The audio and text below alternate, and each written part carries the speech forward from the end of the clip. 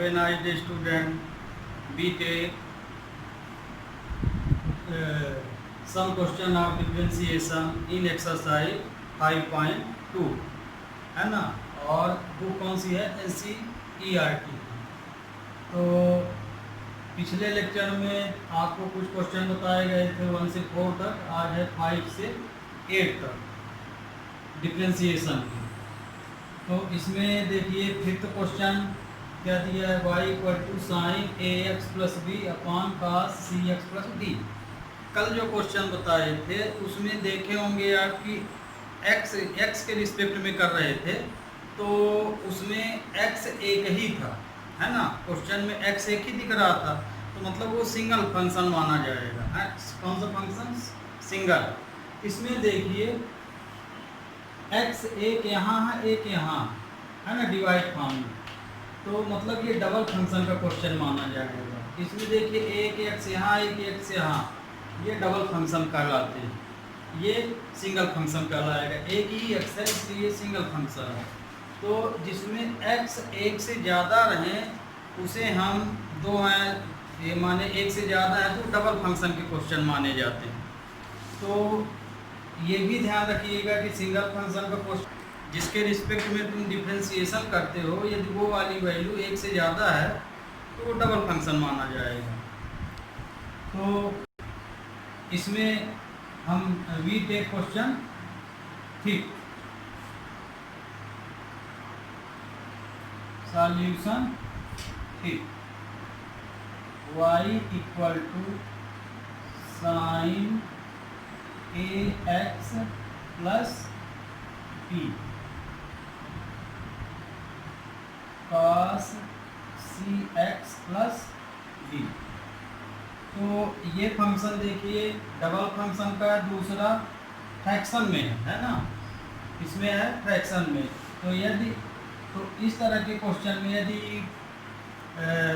कोई भी वेरिएबल तुम्हारा डिवाइड फॉर्म में या फ्रैक्शन फॉर्म में है तो इसमें फार्मूला अप्लाई करते हैं। Hence we know that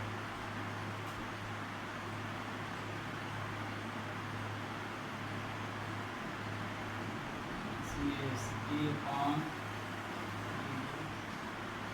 F1 upon F2। इसका डिफ्रेंसिएशन जैसे एक x यहाँ ये तो ये फार्मूला, तो इसको हम सपोज मान लो कर लिए ऊपर वाले फंक्शन को हम क्या मान लिए f1 और डिनोमिनेटर को हम क्या मान लिए f2। न्यूमरेटर को f1 हम सपोज कर लिए और डिनोमिनेटर को f2। इसका फार्मूला क्या होता है इसका डिफरेंशिएशन का?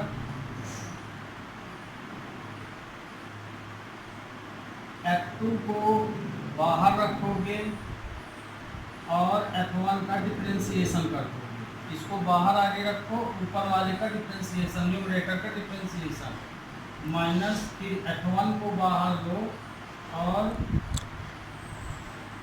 f2 का डिफरेंशिएशन। मतलब first function second function, second function को बाहर रखो, फर्स्ट का डिफरेंशिएशन ले लो, फिर फर्स्ट को बाहर रखो और सेकंड फंक्शन का डिफरेंशिएशन ले लो, और सेकंड फंक्शन का माने डिनोमिनेटर में जो है उसका होल स्क्वायर हो जाता है।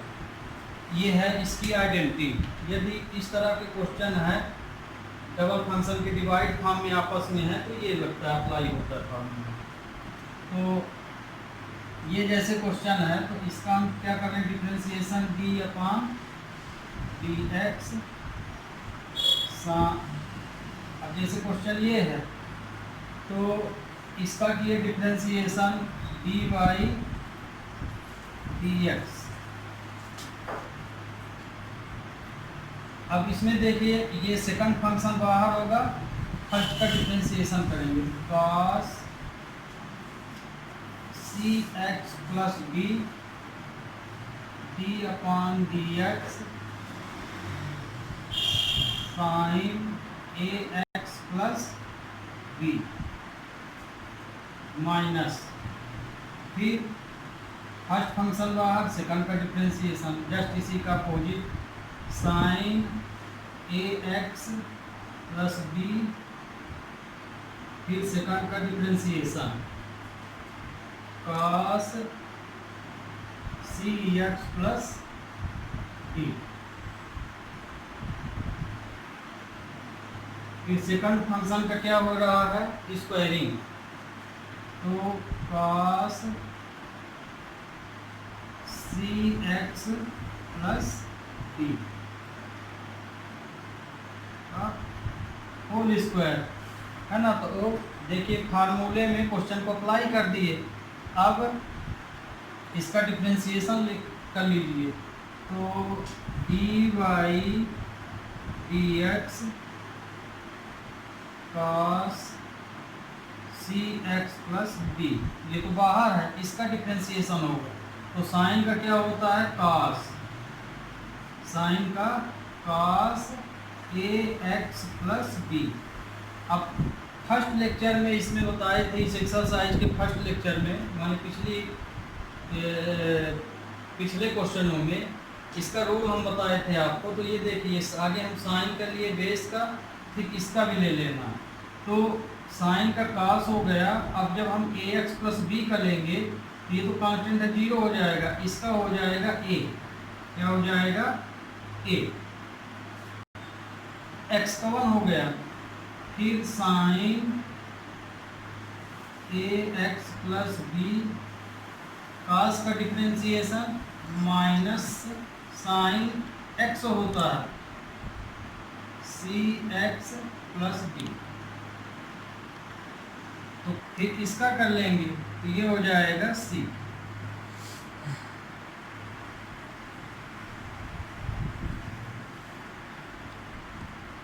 Cos square c x plus,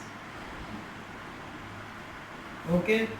इस वैल्यू को इस तरह हम लिख सकते हैं, ये स्क्वायर यहाँ लगेंगे, तो समझ में आ गया। साइन का क्या होता है, कास का होता है माइनस साइन एक्स, तो क्योंकि ये कास के लिए पूरा एक्स माना जाएगा, तो हो गया माइनस साइन एक्स, फिर इसके थीटा का जब लिए तो सी एक्स प्लस डी है, तो डी तो 0 हो गया और एक्स का 1 हो गया, तो सी भर आया है। अब इसको सिंप्लीफाई फॉर्म में लिख लीजिए, तो ये आया ए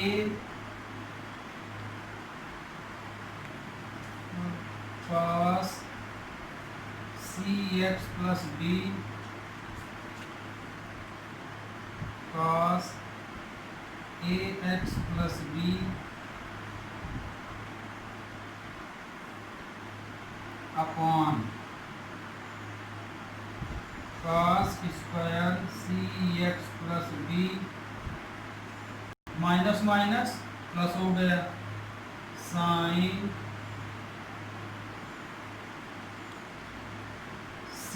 सी को हम इधर लिख लिए, sine a x plus b sine c x plus d, cos square c x plus d, दोनों वैल्यूओं को अलग अलग लिख दिए हैं, है ना, क्योंकि ये एलसीएम फॉर्म है, तो इसके साथ दोनों को हम अलग अलग लिख सकते हैं, तो इसको इस तरह से। तो इसमें देखिए ये cos c x plus D, इसके दो हैं तो एक कट जाएगा यहाँ, तो यहाँ हो गया ए cos a x plus b cos c x plus D, plus इसमें कुछ कैंसिल नहीं हुआ तो वही आंसर हो गया, c sine a x plus b sine c x plus d cos square c x plus, तो ये तुम्हारा आंसर हो गया। अब इसमें ट्रिग्नोमेट्रिकल डिफरेंशिएशन में एक चीज़ और ध्यान रखिएगा, क्योंकि ये ट्रिग्नोमेट्री है तो इसका जो सिंप्लीफिकेशन है वो तुम्हारे ऊपर निर्भर आता है। तुम्हें इसकी सिंप्लीफाई वहाँ तक करना चाहिए जहाँ तक तुमसे बने। तो जैसे इसका डिफरेंशिएशन तो हम यही कंप्लीट कर लिए हैं, मतलब ये भी आंसर है आपका। तो इसको सिंप्लीफाई जहाँ तक आपसे बने वहाँ तक इसको लिखना चाहिए। ओके, तो समझ में आ गया होगा ये क्वेश्चन। नेक्स्ट क्वेश्चन, ठीक। तो सिंप्लीफाई तुम्हारे जितना समझ में आए उतना करना चाहिए। जैसे हम इसको और सिंप्लीफाई कर सकते हैं, तो जैसे इसको क्या सिंप्लीफाई कर सकते हैं, जैसे इसको हम लिख सकते हैं, ये 1/cos हो गया, तो हम इसको लिख सकते हैं a cos ax plus b, और इसको क्या लिख सकते हैं, क्योंकि ये 1 ये है तो सेक लिख सकते हैं, 1/cos थीटा सेक के बराबर होता है, इसको हम लिख सकते हैं सेक cx प्लस b। ओके, ये वैल्यू इस तरह लिख सकते हो। फिर इसमें इसको देखो हम डिटेल किए दे रहे हैं, c sin ax plus b। जैसे इसमें दो कास हैं तो ये अलग अलग लिखो, cos cx plus b into sine cx plus d cos cx plus d। ये अब a cos ax plus b sec cx plus d। अब यहाँ देखिए, ये इसके थीटा तो सेम नहीं है, तो साइन तो साइन ही रहेगा यहाँ पे, तो c sine ax plus b ही रहेगा। अब इसको क्या लिख सकते हैं, 1/cos है तो इसको भी हम सेक लिख सकते हैं, सेक cx प्लस d लिख सकते हैं। समझ में आ गया। जैसे ये देखिए, ये थीटा सेम नहीं है तो ये साइन ही है, और ये 1/cos थीटा तो थीटा है तो इसको हम सेक लिख सकते हैं, और इसके एंगल सेम है साइन और कास के, तो इसको हम लिख सकते हैं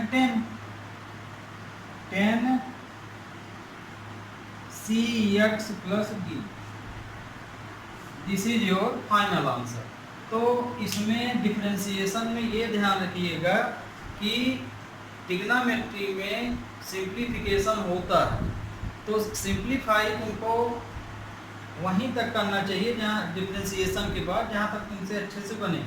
कोशिश करना चाहिए कि हमसे पूरा बन जाए, लेकिन फिर भी जहाँ तक तुमसे बने वहाँ तक सिंप्लीफाई इसको कर लेना चाहिए।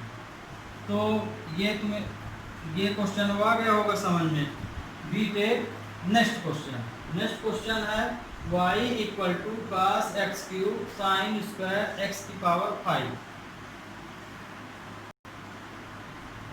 B take question 6, solution 6। y equal to cos x cube sine square x की पावर 5।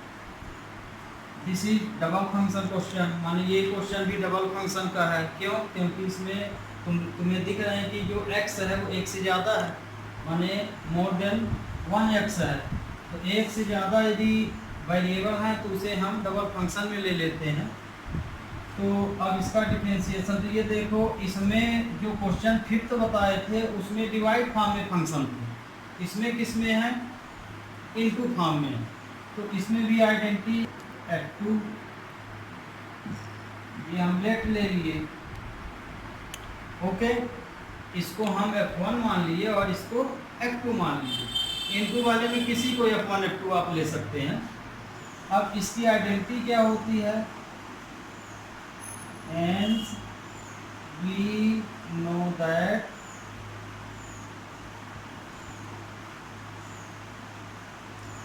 f1 into f2। यदि इंटू से डबल फंक्शन है तो उसकी आइडेंटिटी F1 को बाहर रखिए और F2 का डिफ्रेंसिएशन ले लीजिए, फिर प्लस, फिर F2 को बाहर रखिए, F1 का डिफ्रेंसिएशन ले लीजिए। तो ये इसकी आइडेंटिटी है। यदि इनटू में डबल फंक्शन है तो इस तरह इसकी आइडेंटिटी ये, एक फर्स्ट फंक्शन सपोज कर लिए, सेकंड फंक्शन, तो फर्स्ट फंक्शन को बाहर रखिए, सेकंड का डिफ्रेंसिएशन ले लीजिए और फिर प्लस सेकंड फंक्शन को बाहर रखिए और फर्स्ट को डिफ्रेंशिएट कर दीजिए। तो अब ये क्वेश्चन हम लेते हैं, इसका डिफ्रेंशिएशन कर रहे हैं, तो किसके रिस्पेक्ट में कर रहे हैं? Differentiate with respect to x, x के रिस्पेक्ट में कर रहे हैं। तो इसका डिफ्रेंशिएशन जब करोगे तो dy dx, अब इसमें देख फर्स्ट फंक्शन को हम बाहर रखे हैं, मतलब ये वाला फर्स्ट फंक्शन है, तो cos x क्यूब को बाहर रखे, सेकंड फंक्शन का डिफरेंशिएशन ले लीजिए, प्लस फिर सेकंड को बाहर रखे और फर्स्ट फंक्शन का डिफरेंशिएशन ले लीजिए या डिफरेंशिएट कर दीजिए। ये अब ये स्ट्रक्चर में लगाने के बाद अब इसको डिफरेंशिएट कर दो तो क्या आएगा? cos x क्यूब, ये तो बाहर है, इसमें देखिए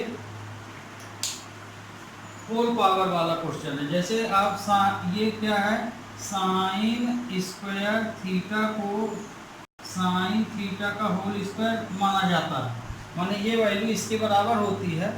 तो ये मतलब इसमें जो तुम लोगे तो जो पिछले लेक्चर में हम बताए थे कि डिफरेंशिएशन की चैन कैसी बनती है, तो यहाँ तुम्हें ये डायरेक्ट लगाना पड़ेगा। तो साइन स्क्वायर है तो आगे माने स्क्वायर के हिसाब से लोगे डिफरेंशिएशन, माने x की पावर n वाला, तो हो जाएगा 2 साइन x की पावर 5। ओके, ये समझ में आया? फिर अब हम पावर के हिसाब से ले लिए, अब किसका लेंगे? साइन का लेंगे, तो साइन का क्या हो जाएगा? cos x की पावर 5 हो जाएगा, cos x की पावर 5।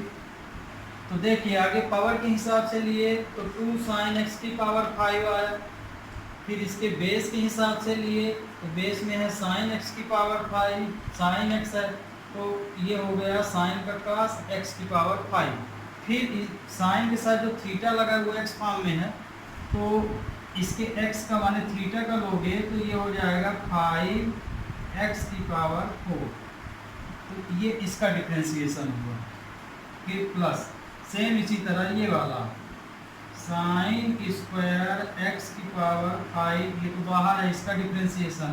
तो इसमें देखिए cos है, इसमें cos क्वेश्चन ये इसका जब लोगे तो सिर्फ cos है, ये होल पावर तो है नहीं, तो cos का क्या हो जाएगा? माइनस साइन x क्यूब, फिर इसके थीटा का तो ये हो जाएगा 3x स्क्वायर। ओके, फिर x का लोगे क्योंकि इसके पावर के लिए तो 3x स्क्वायर आया, फिर x का लोगे तो क्या आ जाएगा? 1।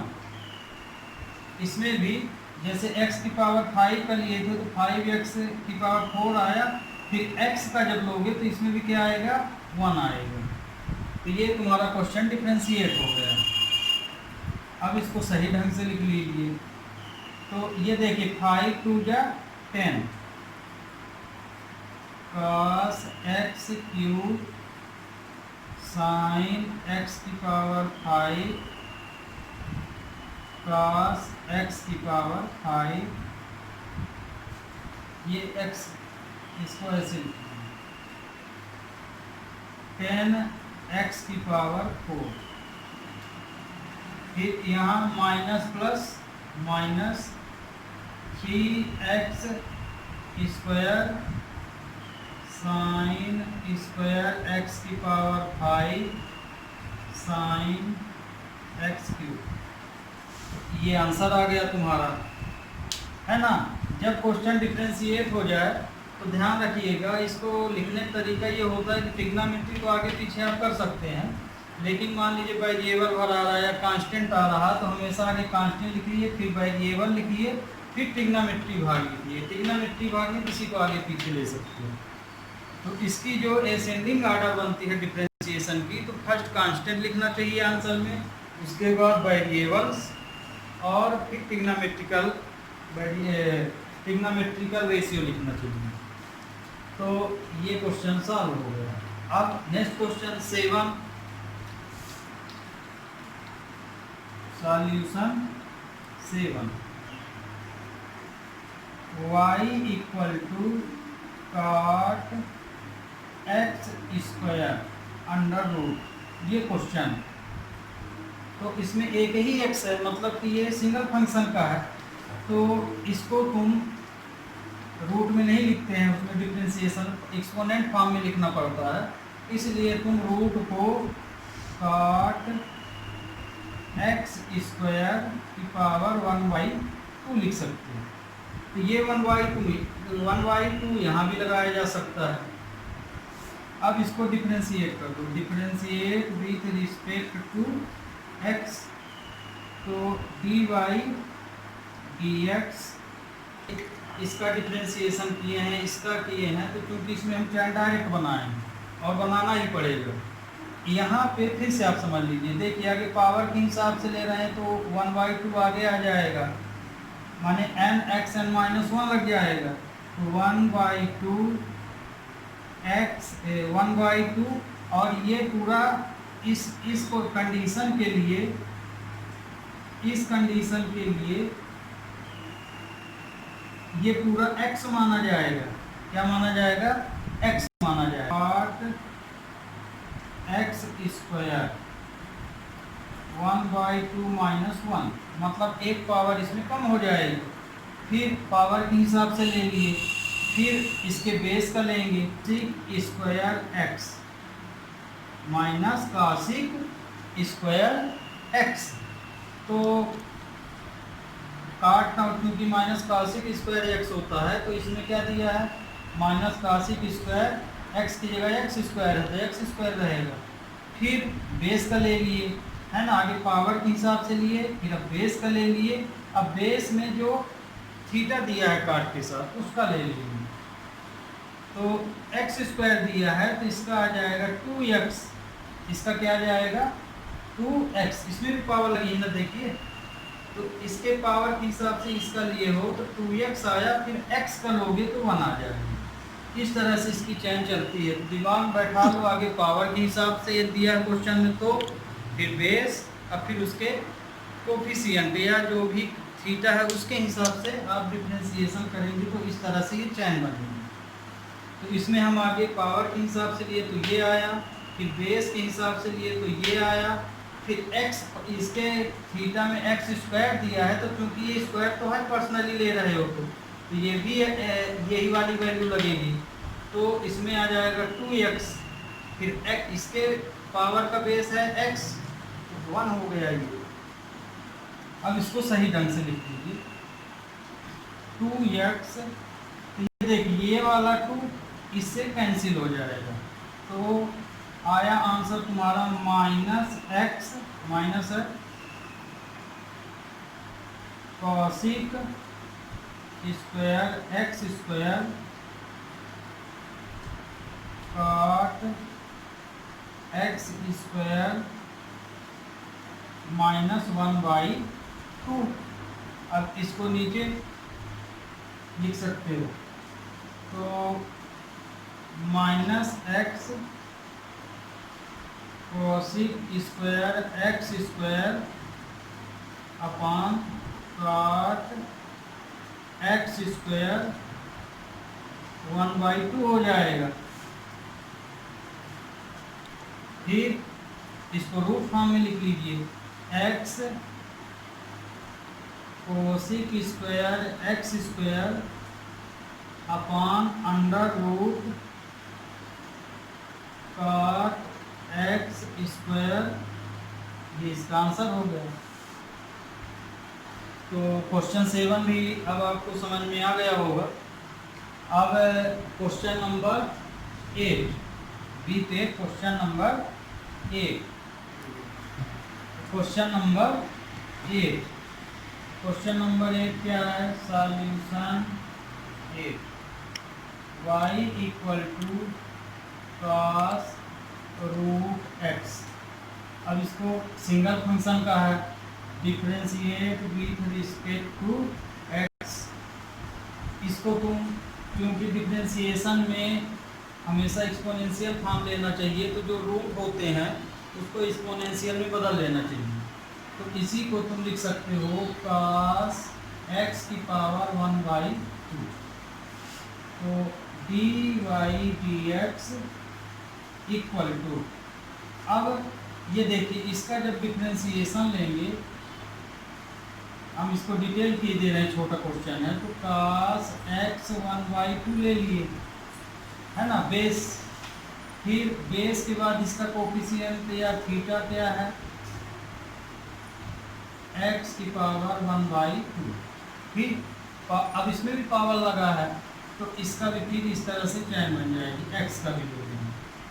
अब इसको डिफरेंशिएट, तो ये हो जाएगा 1/2 cos x 1/2 माइनस 1, ये 1/2, सॉरी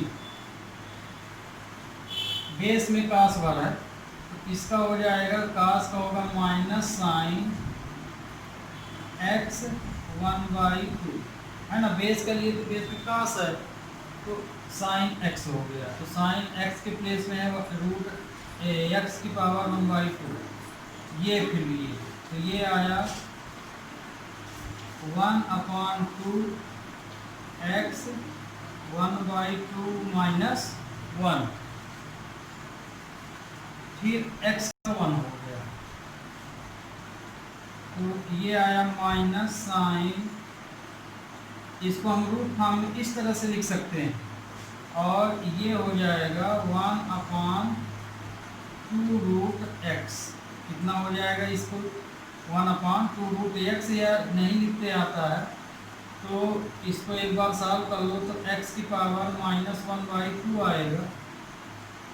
तो अब इस पावर को जब नीचे लिखोगे तो साइन रूट x 1/2 x की पावर 1/2, तो आंसर आ गया sine root x upon 2 root x। Okay, have a nice day student, है ना। तो एक्सरसाइज तुम्हारा 5.2 के ये क्वेश्चन 8 तक तुमको बता दिए। कल इसका एक क्वेश्चन अभी हम और बताएंगे, 1 या 2 क्वेश्चन तो है ही हैं, लेकिन मार्ट से संबंधित है, और एक इंटीजर का है, तो उसको कल बताएंगे नेक्स्ट माने लेक्चर में। तो thank you student, have a nice day.